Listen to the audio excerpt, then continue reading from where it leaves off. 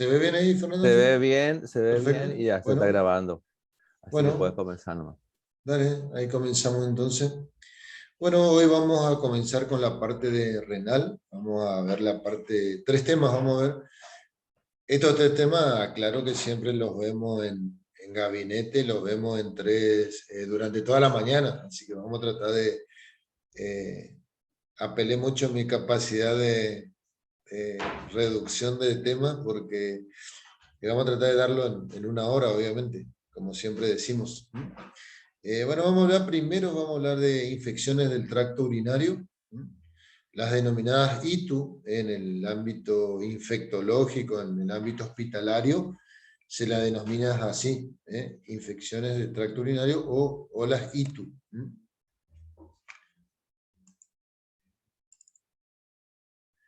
Bueno, para dar un concepto, debemos decir que las infecciones del tracto urinario es la presencia de microorganismos patógenos en las vías urinarias, ya sea en forma sintomática o asintomática. Que esta segunda se da en un 50% de los casos, por ahí es que hay veces que se las identifica o se las diagnostica a través de un simple eh, sedimento urinario, de rutina, digamos. Eh, bueno, sitios donde puede aparecer la infección se clasifican en altas o bajas, o complicadas o no complicadas. Cuando hablamos de bajas, hablamos de cistitis cuando afecta a la vejiga, uretritis cuando afecta a la uretra, y en el caso de los varones, obviamente, prostatitis cuando afecta a la próstata. En ese caso hablamos de infecciones de tracto urinario bajas. Y cuando hablamos ya de infecciones de riñón, a nivel renal, hablamos de pielonefritis. A esas se denomina altas. Y con respecto a las complicadas o no complicadas, se refieren a las que se provocan fuera del ámbito hospitalario, las no complicadas, que se tratan, digamos, con medicación vía oral y el paciente ambulatorio, las no complicadas, perdón, y las complicadas en pacientes a veces que están internados y tienen algún germen intrahospitalario que son mucho más virulentos esos gérmenes. Las vías urinarias normalmente son estériles, excepto el meato urinario externo, que por eso es que nosotros cuando le enseñamos colocación de sonda vesical, hacemos una antisepsia del meato urinario antes de colocar la sonda vesical. Bueno, acá podemos ver un ejemplo de un gráfico, ¿no es cierto?, donde pueden estar alojadas las bacterias, en este caso los uréteres muy cerca de los riñones. Normalmente las infecciones más comunes son de la vejiga, por eso se denominan cistitis. En este caso sería una uretritis, que está muy cerca del riñón y que pueden afectar también al riñón. Bueno, con respecto a la toma de muestra para ver si el paciente tiene o no tiene una infección urinaria, la toma de muestra se realiza con técnica limpia, ¿no es cierto? Técnica del chorro medio se denomina. A través de, se limpia, primero se hace una higiene perineal, luego se hace la antisepsia del meato urinario y el paciente orina una pequeña cantidad y después se recoge la muestra. O si no, también puede ser a través de una sonda estéril. Se hace la antisepsia del meato urinario, se le coloca una sonda estéril con guante estéril, obviamente, y se toma una muestra, una pequeña muestra, se le saca la sonda y el paciente puede orinar nuevamente en la chata otra vez. Esas son las formas de toma de muestra. El término bacteriuria denota la presencia de bacterias en orina. Este es un término que se utiliza mucho. Acá les habla de colonias mayores a 100.000 por mililitro. Colonia de gérmenes, obviamente. Y las infecciones en cualquier parte de las vías urinarias pueden persistir durante meses o años en forma asintomática. Por eso era lo que yo hoy le mencionaba, que en un 50% de los pacientes se da de manera asintomática. Las bacterias más frecuentes en infecciones de vías urinarias, la famosa Escherichia coli, que es la que provoca el 80-90% de los casos de infecciones urinarias, porque es una bacteria propia de los intestinos. Es una bacteria saprófita, en los intestinos, vive en nuestros intestinos normalmente, y puede introducirse a través del meato urinario e ingresar hacia la parte vesical y provocar una infección urinaria. Por eso es la más común en el 80-90% de los casos. El Proteus mirabilis, que es otra enterobacteria, una Klebsiella, un Enterobacter, un Proteus, una Pseudomonas, y los famosos enterococos son los causantes también de infecciones urinarias. ¿Cuáles son los factores de riesgo? Los microorganismos entéricos ascienden desde el perineo, la uretra y vejiga, adhiriéndose a la mucosa. Las mujeres obviamente tienen mayor predisposición a las infecciones de tracto urinario por la disposición del meato, por lo corto que es la uretra femenina, a veces por una mala higiene o a veces por una higiene desde atrás hacia adelante, que eso tampoco nos facilita a que los gérmenes colonicen la zona donde está la uretra y puedan ingresar por ahí hacia la vejiga. Reflujo uretero-vesical, cuando uno aguanta mucho las ganas de orinar, la orina va hacia arriba. Reflujo vésico-uretral, contaminación fecal del meato urinario, lo que le mencionaba recién. El coito interviene en el ascenso de gérmenes del perineo a la vejiga de la mujer, por la fricción del pene en el meato urinario, a veces que hace que los gérmenes, si hay algún germen por ahí, hace que los gérmenes ingresen a través de del meato y de la uretra, ¿no es cierto?, femenina, e ingresen hasta la vejiga y pueden provocar una infección urinaria, infección del tracto urinario. Si tienen preguntas, ahora van colocando en el chat y después respondemos de esta primera parte. La introducción de instrumentos para, o sea, colocación de sonda o colocación de elementos como citoscopio, por ejemplo, para ver la vejiga. Ahí también pueden ingresar gérmenes. Éstasis urinaria vesical, cuando aguantamos mucho la gana de hacer pis y la orina se mantiene mucho tiempo en la vejiga, también es otra causa, otro factor de riesgo. Obstrucción del flujo de la orina, que la orina esté obstruida, ya sea en caso de varones, por inflamación de la próstata, una prostatitis, por una presencia de algún cálculo renal, puede ser también un caso de obstrucción. Y las infecciones pueden llegar a través de la sangre, por vía hematógena, se filtra ahí en la zona del riñón, en la zona glomerular, y los gérmenes pasan y provocan la infección, ya sea en el riñón, en la uretra, en la vejiga o en la uretra, pero viene por la orina. O el sistema linfático también por diseminación linfática. La diabetes también es un factor predisponente a las infecciones urinarias. El paciente diabético por ahí tiene la dificultad de que sus glóbulos blancos a veces no atraviesan las paredes de los vasos como en las personas no diabéticas. Entonces, hay veces que hay dificultad para combatir algunos gérmenes que ingresan a las vías urinarias. Bueno, ¿cuáles son los signos y síntomas que nosotros vemos en un paciente con infección del tracto urinario? Son muy heterogéneos. Por lo general, asintomático, habíamos dicho en un 50% de los casos, y la bacteriuria a veces la descubrimos en un análisis de rutina. Tomamos una muestra, se hace, como dije, una higiene perineal, se hace una pequeña antisepsia del meato urinario, la persona orina una pequeña cantidad y después toma la técnica del chorro medio, como habíamos visto anteriormente. Eso se analiza si hay presencia de gérmenes en la orina. Otro signo y síntoma muy común en la infección urinaria es la disuria. La disuria es la micción dolorosa, frecuente y ardorosa también en casos de infecciones de vía urinaria baja, como la cistitis principalmente. Polaquiuria. Todos estos términos tienen que ir familiarizándose ustedes.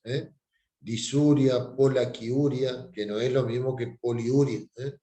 En el licenciado, Sí, sí, en sí, sí. en el libro, el Brunner, está, al inicio está un glosario con todos estos términos. Exacto, exacto. Perfecto, licenciado, esa aclaración. Brunner ahí en cada capítulo tiene un glosario de terminología que ustedes la tienen que manejar muy bien. Polaquiuria es el aumento de la frecuencia en cuanto a la cantidad de emisiones y generalmente es de poca cantidad. O sea que el paciente orina varias veces y en pequeño periodo de tiempo, entre una micción y otra. Aumento en la frecuencia. Sensación de pujar y espasmo vesical suprapúbico, eso también es otro signo y síntoma. Puede haber hematuria, dorsalgia. Este es uno de los síntomas más frecuentes, por lo que la mujer generalmente frecuenta las salas de emergencia de los hospitales.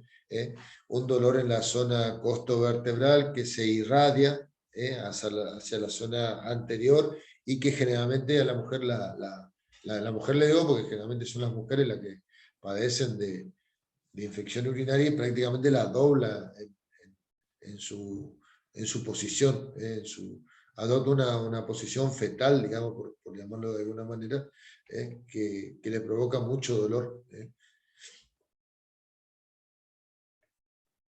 Nicturia también hay otro signo y otro síntoma. Nicturia, o sea, aumenta la frecuencia de la micción durante la noche. Y si ya la infección avanza hacia zonas altas, digamos, por llamarle de alguna manera, como habíamos visto en la clasificación, hablamos de fiebre, escalofrío, dolor costovertebral, hay disuria, ya estamos hablando de una pielonefritis. Hay dolor espontáneo a la palpación en el ángulo costovertebral, puño percusión positivo. Esto a veces lo van a ver en las historias clínicas que a veces abrevian PP y un signo más, puño percusión positiva. Significa que nosotros le damos así con el talón de la mano, digamos, le damos así pequeños golpes en la zona costovertebral y el paciente siente dolor. Normalmente una persona con un pequeño golpe no tiene que sentir dolor, pero si nosotros le pegamos unos pequeños golpes en la zona costovertebral, el paciente siente dolor. Ese sería puño percusión positivo si siente dolor. Si ha habido destrucción renal, puede haber signos de insuficiencia renal, también puede haber náuseas, vómito, prurito, disminución de peso, edema y disnea. Son otros síntomas. ¿Cuál sería el tratamiento dentro de nuestro objetivo principal, no es cierto?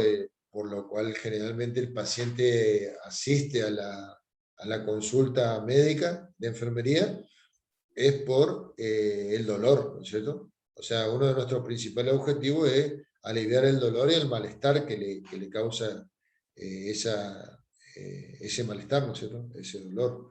Erradicar los gérmenes causales, sería otro de nuestros objetivos, disminuir las complicaciones, evitar las recurrencias, y el tratamiento específico dependerá de la causa y el sitio de la infección.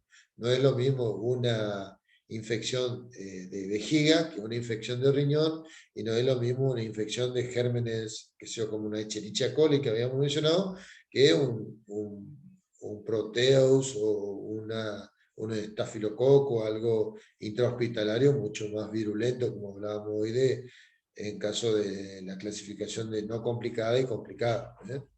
Eh, Cultivos de orina para elegir el fármaco adecuado. Habitualmente se cultiva la orina, se hace un cultivo y se ve qué tipo de antibióticos vamos a utilizar con este paciente de acuerdo al fármaco. Hay veces que es necesario utilizar un antibiótico específico, dirigido, como se le denomina en infectología, para esa bacteria.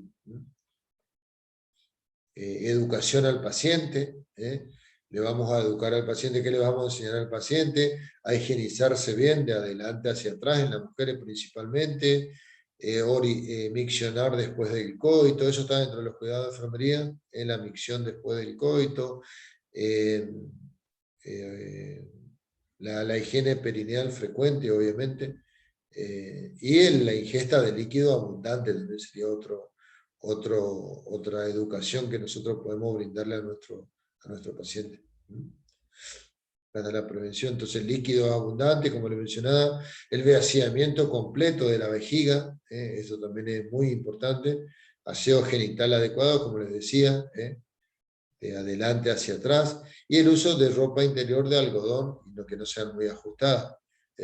Y ahora también se ha descubierto que el jugo de arándano también actúa para la eliminación de cualquier tipo de gérmenes que hay en la vejiga. Bueno, ¿cuáles son los fármacos más utilizados? Tenemos la cefalosporina de primera generación, cefalexina, ahí me comí una X. Ampicilina es otro antibiótico también que se utiliza mucho. Amoxicilina, trimetoprim combinado con sulfametoxazol, el famoso Bactrim y Bactrim Forte, de acuerdo a los miligramos que tenga el antibiótico.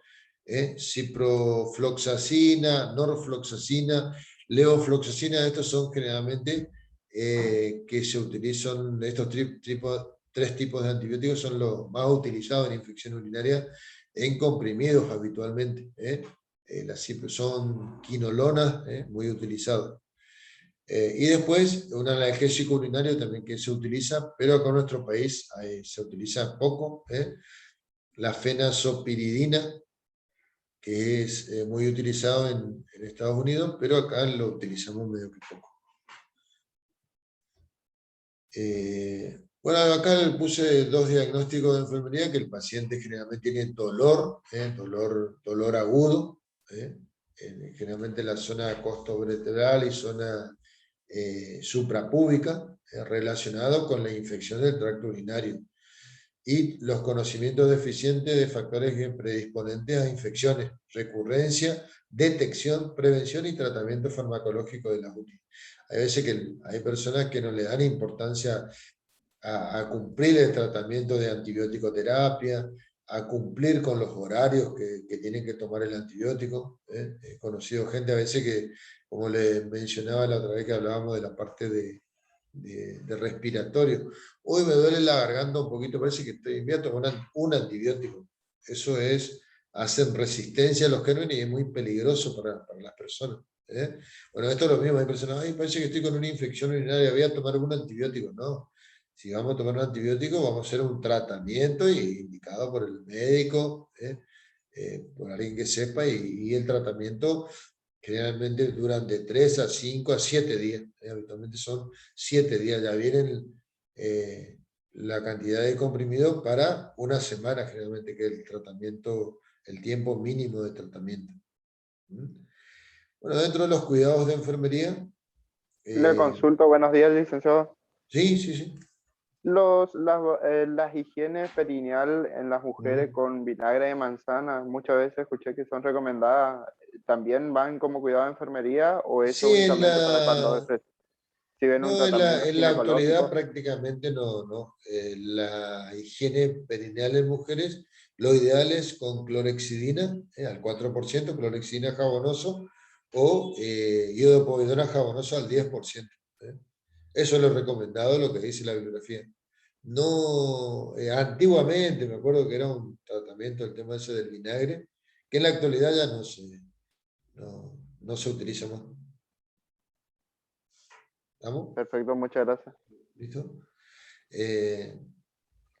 Bueno, vamos a administrar entonces los antibióticos, como dijimos que hay veces que hay pacientes que si son gérmenes que no son tan virulentos, a veces los antibióticos son vía oral, el paciente, pero yo les decía la importancia de los horarios, la importancia de los líquidos, antiinflamatorio y antiespasmódico también según indicación médica. Otro realizan baños de asientos calientes. Lo que se utiliza, sí, he leído en bibliografía, es la malva, como antiinflamatorio de la mucosa genital, principalmente mujeres, obviamente. Pero la malva, sí, eso lo leí. Baños de asiento entonces caliente para aliviar las molestias. También se usa la malva en hemorroides también, como antiinflamatorio y analgésico, digamos. Para aliviar las molestias, el dolor y los espasmos. Pedir a la paciente que ingiera abundante líquido, como mínimo 3 litros por día. Evitar bebidas que irritan la vejiga, que son irritantes para la vejiga, como el café, el té, los cítricos, el alcohol, las bebidas cola, por ejemplo. Todas esas bebidas irritan la vejiga y aumentan el dolor. Si le pide se le pide al paciente que orine cada 3 horas, de manera que vacíe por completo la vejiga, para evitar la reinfección. Así como toma líquido, se le pide que orine completamente. Enseñar a las mujeres principalmente a bañarse en ducha y no en bañera, principalmente cuando están con la infección urinaria. Es lo ideal. Después de cada defecación, limpiarse de adelante hacia atrás. Enseñar a las mujeres que miccionen después del coito e ingerir antibióticos recetados en algunos casos como mujeres neutropénicas. Hay mujeres que tienen neutropenia y a veces tienen por indicación médica ingerir antibióticos después del coito.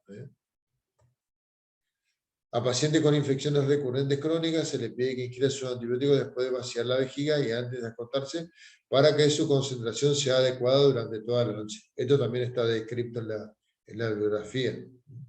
Enseñar al paciente cómo debe tomar las muestras del chorro medio en su casa. O sea, nosotros tenemos que enseñarle al paciente, porque hay veces que los bioquímicos, los médicos le dicen, bueno, toma, acá tiene el frasquito, tiene que tomar una toma de muestra de orina de técnica del chorro medio. ¿Qué es el chorro medio? Dice el paciente. El que no está en el ámbito de la medicina, de la enfermería, no entiende nada y no sabe. Entonces ahí es donde nosotros también actuamos. ¿Qué complicaciones puede haber con este tipo de paciente? Que la infección ascienda hacia los riñones, le provoque una pielonefritis, que ahora vamos a desarrollar el tema ese, y provoque una septicemia, que los gérmenes pasen a la sangre, ¿no es cierto? Y se provoque una infección generalizada. Una insuficiencia renal también, que puede presentarse como consecuencia a largo plazo de un proceso infeccioso o inflamatorio extenso.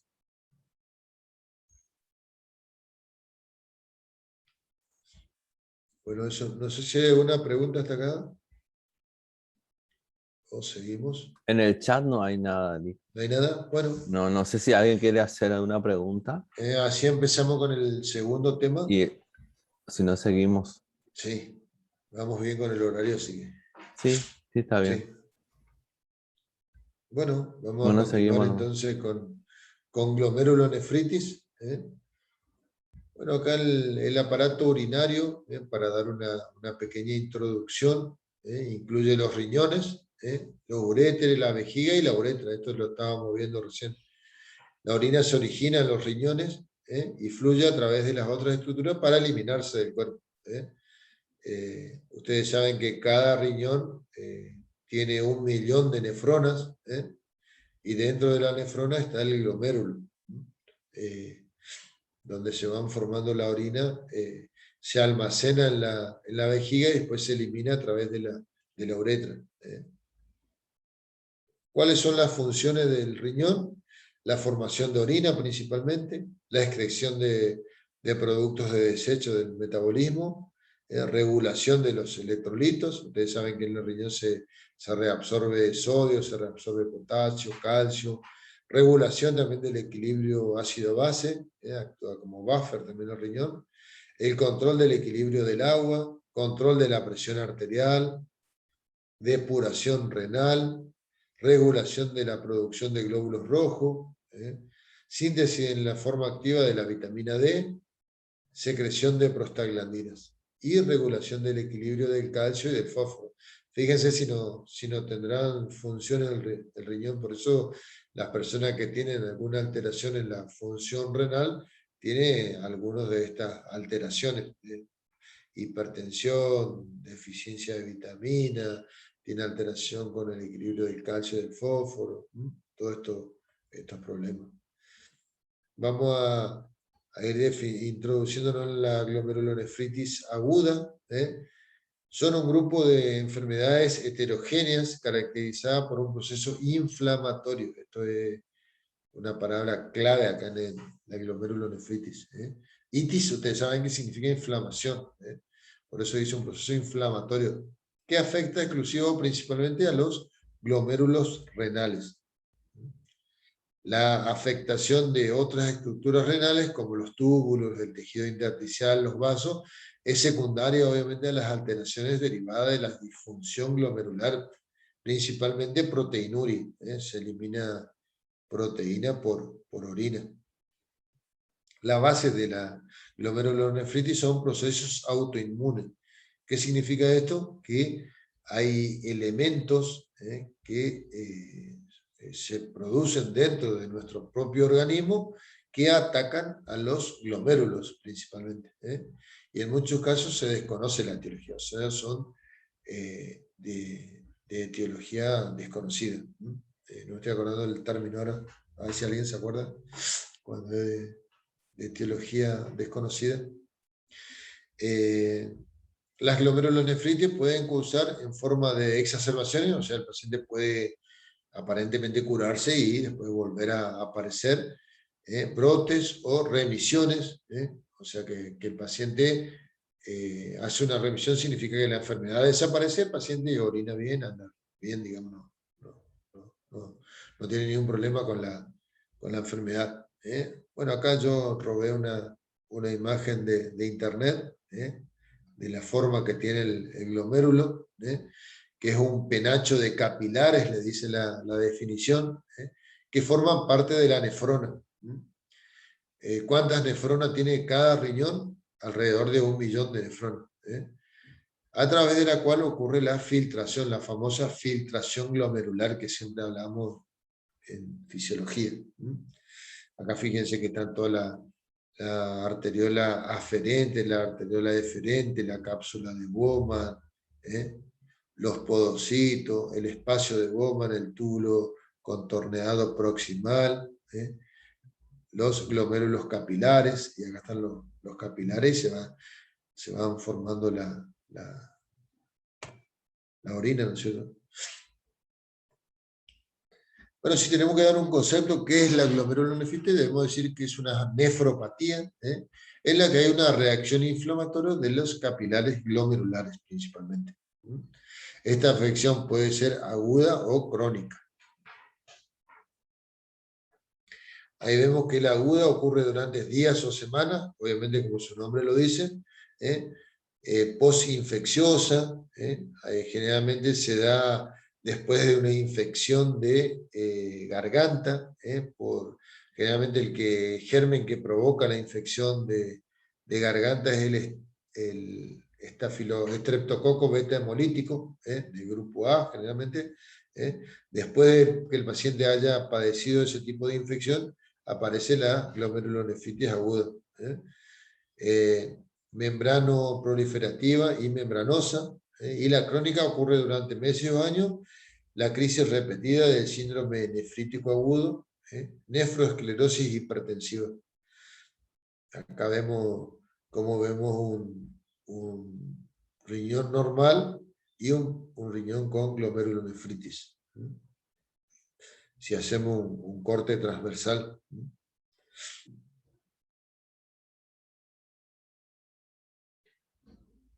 Acá vemos, dice, la inflamación de los glomérulos y de los pequeños vasos sanguíneos.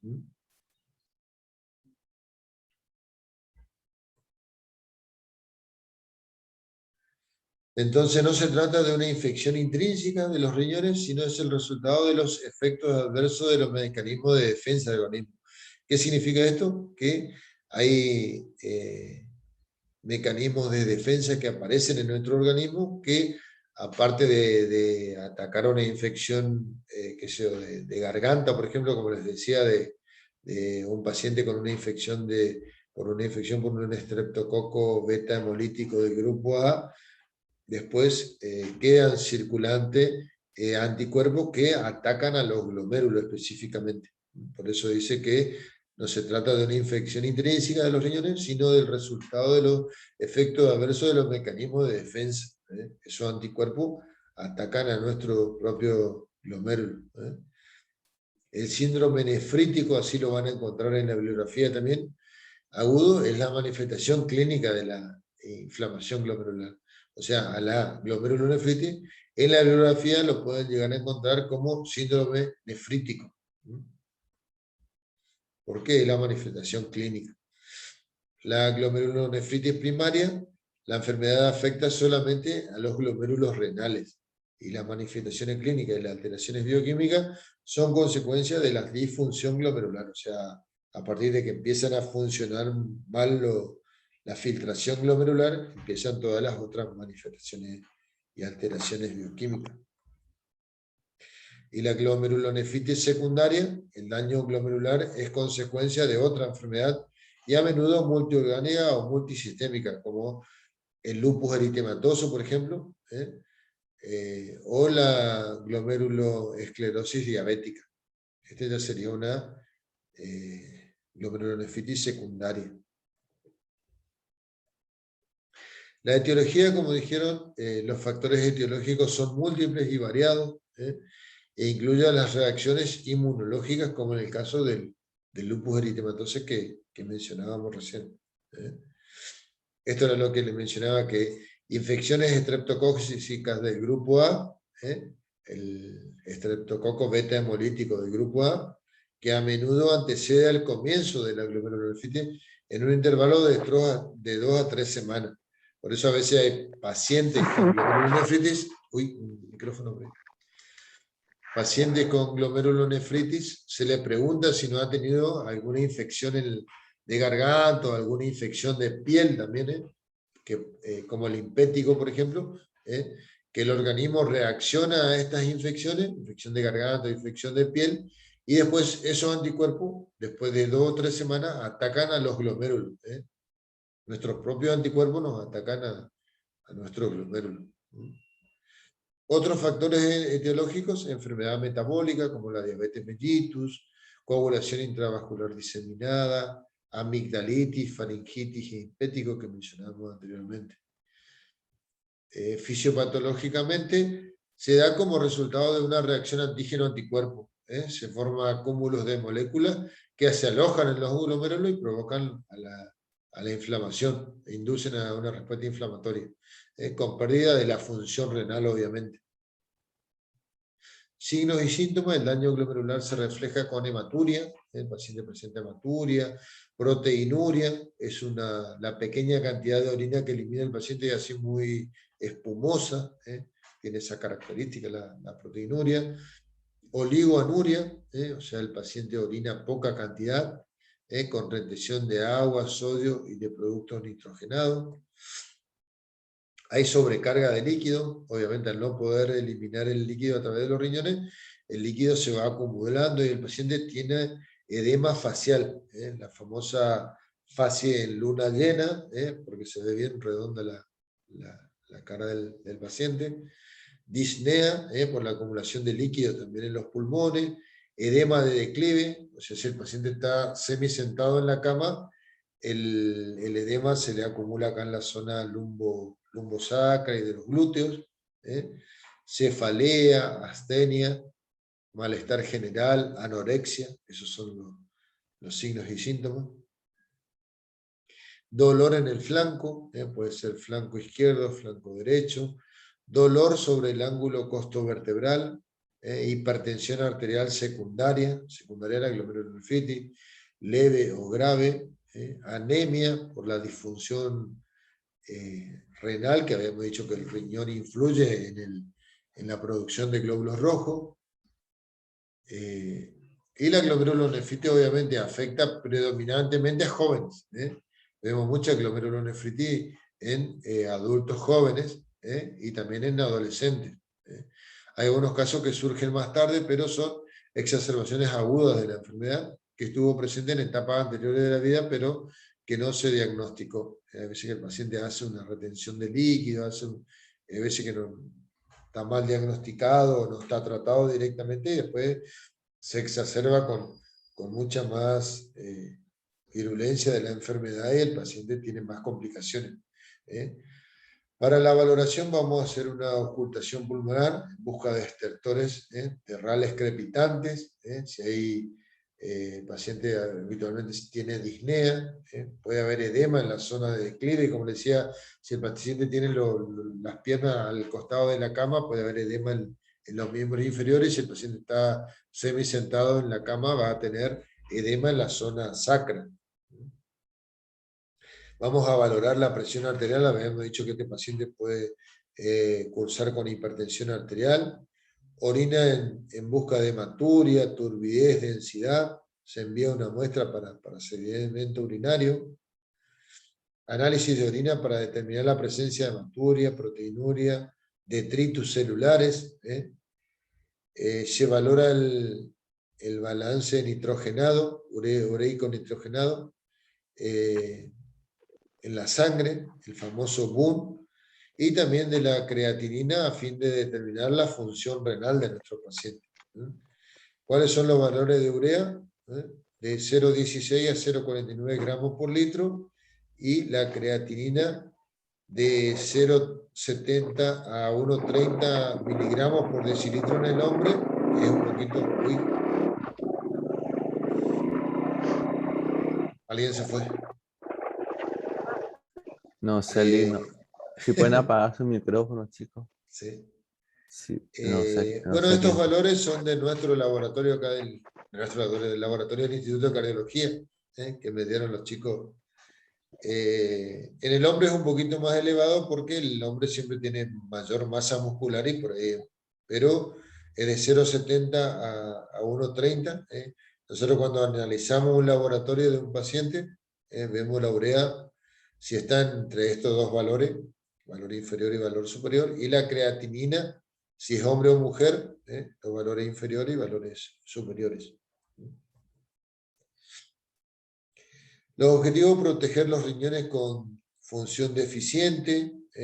Vamos a tratar las complicaciones con rapidez. En caso de infección estreptocóxica residual, se le va a administrar penicilina a este paciente. A veces que se le administra un frasco ampolla de penicilina benzatínica de 2.400.000 una vez por mes. Ese suele ser el tratamiento. Y el tratamiento en sí es sintomático. Algunas veces se administra corticoides. Los corticoides por ahí ayudan mucho a todo lo que son las enfermedades autoinmunes. Y en esta también hace su efecto para como antiinflamatorio, digamos, de los glomérulos principalmente, ¿no es cierto? Vamos a controlar la hipertensión arterial, estaría dentro del tratamiento. Estos pacientes generalmente están hipertensos. Debemos controlar la proteinuria. Habitualmente se le hace control de orina de 24 horas en caso de que el paciente esté orinando para ver qué cantidad de proteínas elimina por orina. Reposo en cama hasta que los signos mejoren. El reposo es parte del tratamiento, eso tiene que explicar al paciente. Y la dieta: se va a restringir el sodio, obviamente. Un paciente que está con retención de líquido, está hipertenso, no le vamos a dar sodio, obviamente. E hipoproteica si el BUN continúa elevado. En caso de que el BUN esté normal, en ese caso se le puede dar algo de proteína. Esto es lo que dice la bibliografía actual. Antiguamente directamente no se le daba nada de proteína al paciente. En la actualidad se valora el BUN principalmente, el balance de urea-nitrógeno, y ahí vemos si no está elevado, está normal, se le da algo de proteína. Y la dieta, ¿no es cierto?, con hidratos de carbono y dieta hiposódica, obviamente, como mencionamos anteriormente. Dentro de los cuidados de enfermería, el reposo, como dijimos que es parte del tratamiento, reposo en cama hasta que la orina sea clara, ¿eh? Obviamente a medida que va evolucionando para bien esa glomerulonefritis, ¿eh? El paciente comienza a orinar, ¿eh?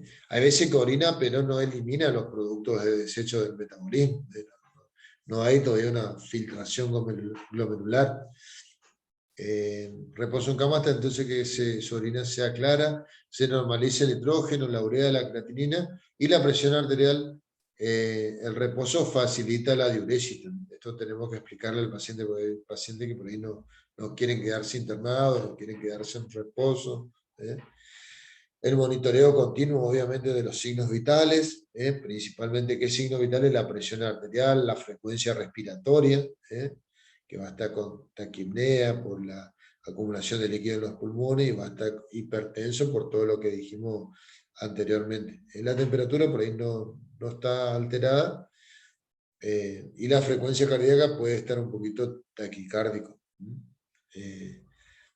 Controlar el ingreso y egreso, esto es fundamental, esto es un cuidado de enfermería fundamental, el control de ingreso y egreso, realizar balance también, la diuresis comienza 1 a 2 semanas después de los síntomas, comienza el paciente a tener diuresis, balance parcial y total, pesar diariamente al paciente, fíjese todos los cuidados de enfermería que yo le voy poniendo y después cuando rinde el examen final, a ver, dígame cuidados de enfermería a un paciente con glomerulonefritis, controlar la presión y se quedan ahí mudos, parece que no. Así que fíjense todos los cuidados que tenemos con este paciente. Pesarlo diariamente, entonces dijimos, educar al paciente con respecto a la dieta, habíamos dicho que le vamos a dar una dieta hipercalórica, normoproteica, si el boom está normal, el régimen de los medicamentos, la dosis y la frecuencia, los efectos colaterales que puede llegar a tener, valorar el dolor, sus características y registrar. Si su estado mejora gradualmente, se le permitirá realizar alguna actividad de la vida diaria, como pequeñas caminatas alrededor de la cama, por los pasillos, pequeños movimientos a medida que el paciente va mejorando en su estado. Controlar y registrar características de la orina. Eso es fundamental también para ver cómo va evolucionando nuestro paciente. ¿Qué complicaciones puede tener nuestro paciente con glomerulonefritis? Encefalopatía hipertensiva, insuficiencia cardíaca y edema agudo de pulmón, crisis de hipertensión arterial, o sea, una presión que no podamos manejar, insuficiencia renal, obviamente. Y ahí llegamos al tercer tema, tercer y último tema. Vamos bien, ¿no es A cierto? ver si no hay alguna pregunta. Sí, estamos re bien, Nick. No hay problema, no hay apuro. Bueno. Chicos, ¿tienen alguna pregunta? ¿Están ahí? ¿Están conectados? ¿Están vivos? ¿Están vivos? Sí, estamos, licenciado. Bueno. Muy bien, Bittencourt. Sí, estamos, licenciado. Está bien, Santiago. Sí, porque una cosa es que están conectados y otra que estén. Encima hoy estamos, dice Hernández. Bueno, está muy bien, Duarte. ¿No están durmiendo? Bueno, esa es mi pregunta, por eso pregunto, la duda. Sí, porque hoy está encima que hoy está el frío, sí. El frío, nublado, las endorfinas están bajas, o sea que pinta para el sueño. Sí. Pero vamos a ponerle pila. Bueno, ahí estamos. Bueno, ahora vamos a hablar el último tema, el tercer tema que yo les decía. Obviamente hay veces que cuando estamos en gabinete y podemos charlar más, a veces cuando lo charlamos cara a cara con el alumno, a veces estos temas dan para más tiempo. Pues yo le reduje un poquito las clases para que pueda darlo en 1 hora, digamos. De todo modo, ahora, está ¿sí? bien, así como está dando. Bien También sintetizado. está muy bien bueno. sintetizado y está bien dado ¿cómo es? En el Brunner. Sí. Yo le hice la guía y está muy bien detallado todo. Está muy bien detallado.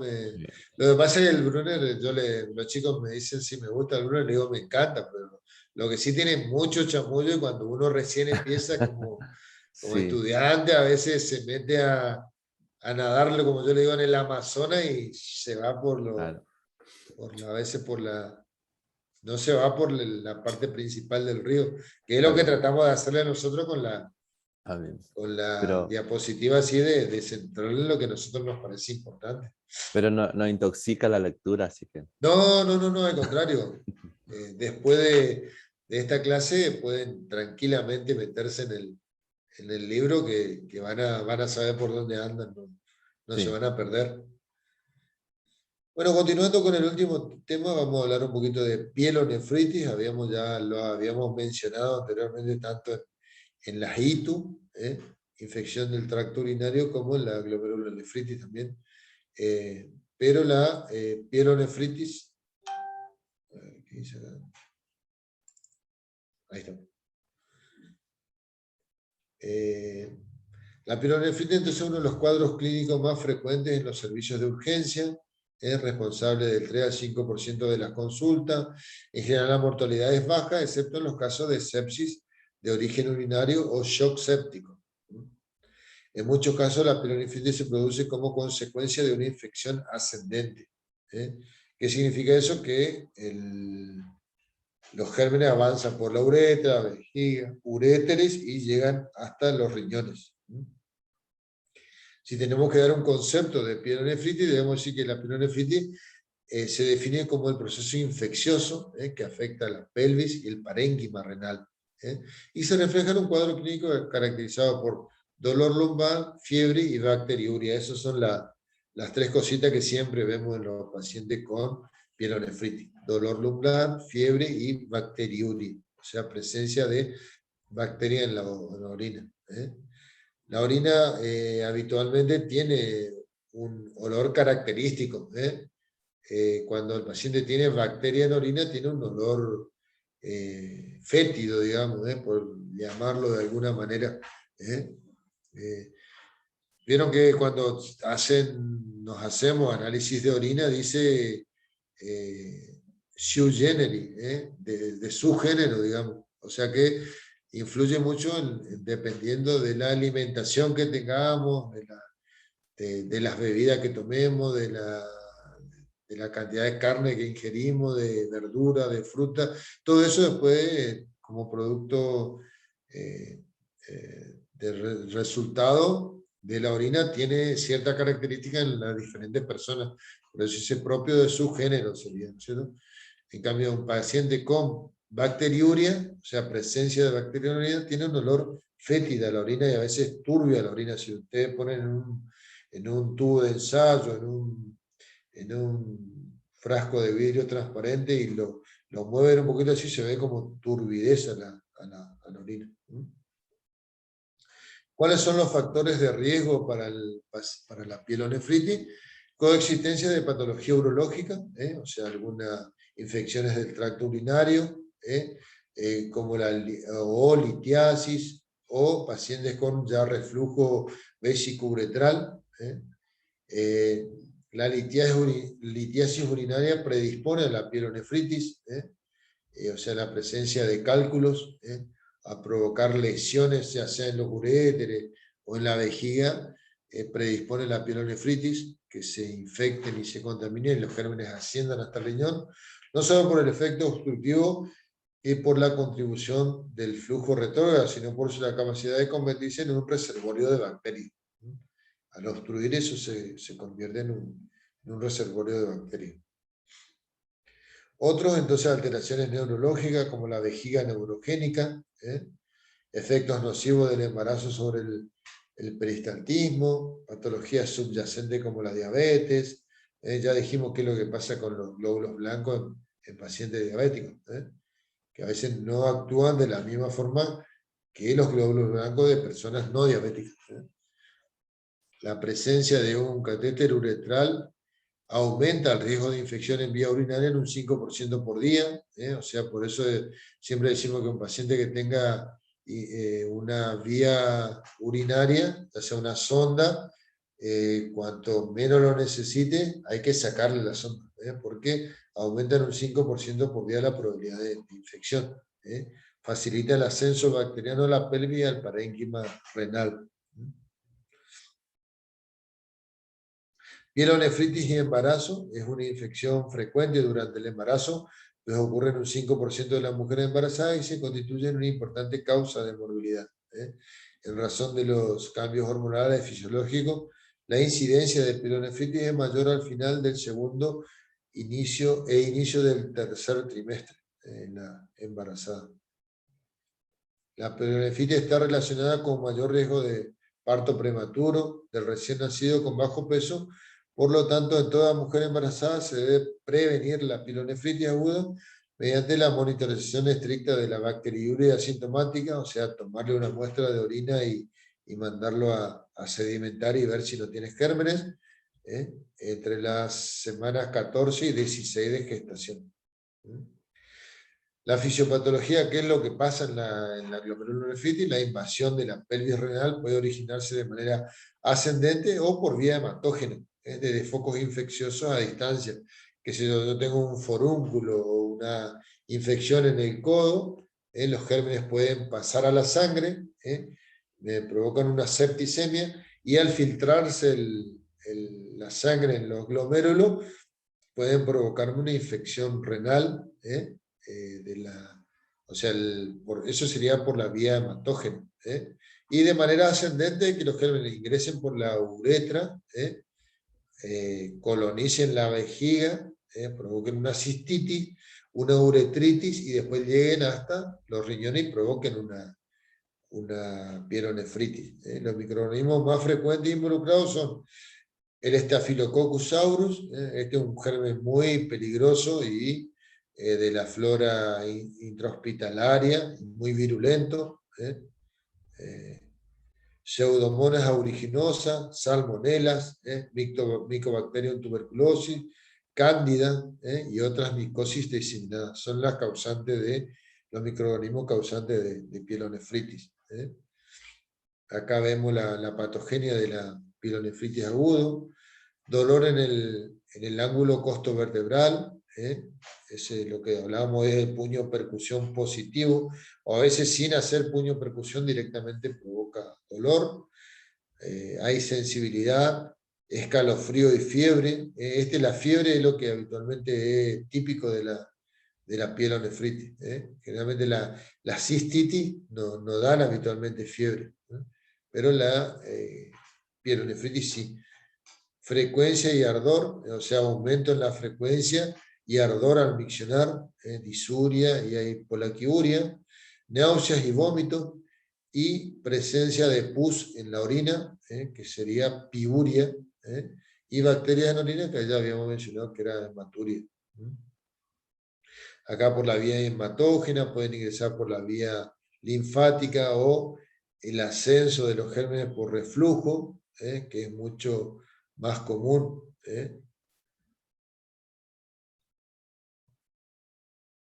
Pero ¿cuáles son los signos y síntomas? Bueno, eso ya lo mencionamos recién.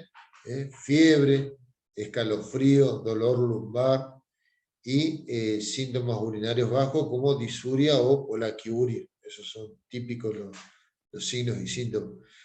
Los cuadros de fiebre y escalofrío intenso pueden estar asociados a episodios de bacteremia, la cual ocurre entre un 20 y un 30% de los casos.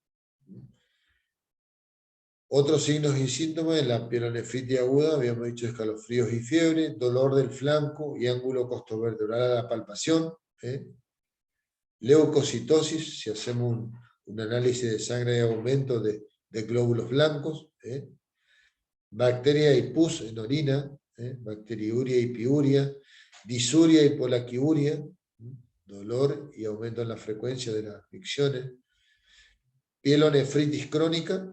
Por lo general no tiene síntomas de infección, salvo que haya una reagudización.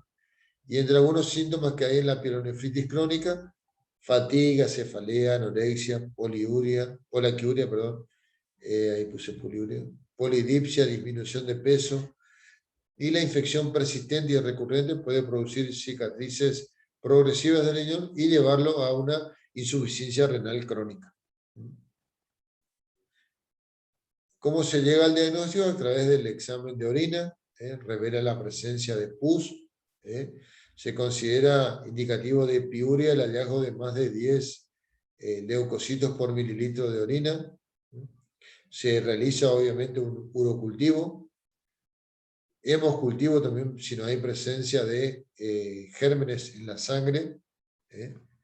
Y antes de definir el esquema de antibióticos se debe establecer si el paciente requiere hospitalización. Generalmente un paciente con pielonefritis requiere de medicación endovenosa, así que es muy probable que el paciente sea internado. Y si la pielonefritis es complicada o si tiene factores de riesgo para la infección, multiresistente, eso también se valora. El tratamiento debe administrarse por vía parenteral, esto es lo que les decía recién. Y una vez controlados los síntomas agudos, principalmente la fiebre, y el paciente tolere bien la vía oral, se puede pasar la terapia oral orientada por el antibiograma. El antibiograma nos va a decir qué tipo de antibióticos vamos a utilizar con este paciente, que generalmente se comienza con antibiótico endovenoso y después se pasa a antibióticos vía oral.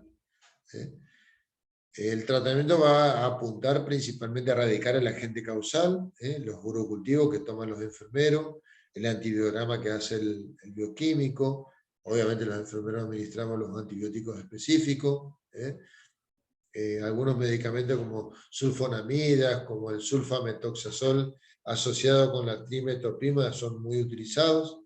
Este sería el famoso Bactrim, nombre comercial.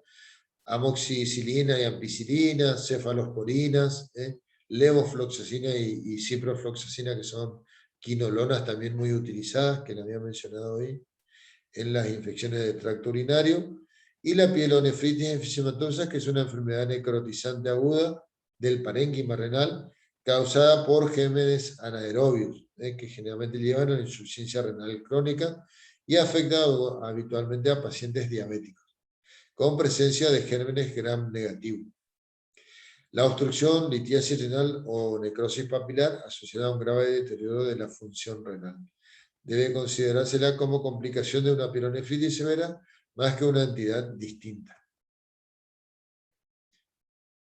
Pero la pielonefritis enfisematosa, la presentación clínica en adultos, pielonefritis severa que no responde al tratamiento, la triada clásica donde hay fiebre, vómito y dolor de flanco,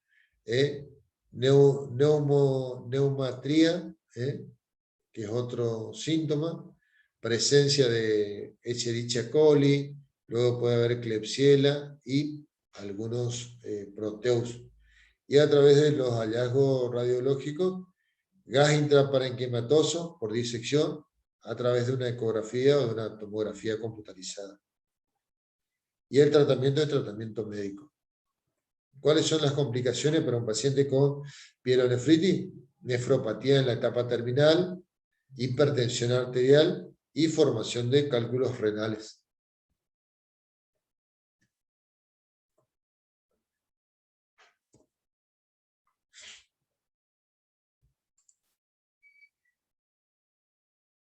Hasta